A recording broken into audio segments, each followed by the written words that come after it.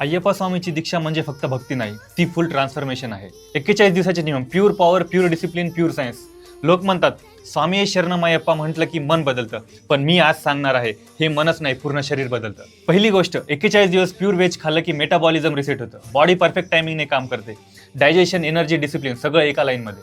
दुसरी गोष्ट, दररोज 3 वेळा डोक्यावरून थंड पाण्याने आंघोळ केले की स्ट्रेस कमी, ब्लड सर्क्युलेशन हाय, हेअर, स्किन दोन्ही सुधारतं. सायन्स नीट सांगतं कूलिंग म्हणजे हार्मोनल बॅलन्स. तिसरी गोष्ट, विभूती लावणे ही फक्त भक्ती नाही. आंघोळ झाल्यावर शरीरावर विभूती लावली की हीट निर्माण होते, त्वचा सुरक्षित राहते, बिकॉज विभूती ऑक्साईड आहे. हे अगदी ट्रेडिशनल सायन्स आहे.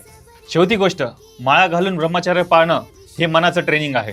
सेल्फ कंट्रोल वाढतो, निग्रहम वाढतं, मन एकाग्रतेच्या अवस्थेत जातं. पाचवी गोष्ट, चप्पल न घालता चालणं, बॉडीला डायरेक्ट ग्राउंडची एनर्जी मिळते, इम्युनिटी स्ट्रॉंग होते. सामान्य दिवसात 1 किलोमीटर चालत नाहीत असे लोक शबरीमलाचा डोंगर चढतात, बिकॉज दीक्षा पॉवर देते.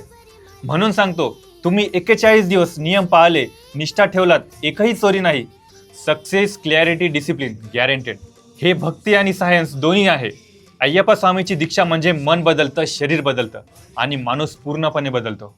स्वामी शरणम अय्यप्पा.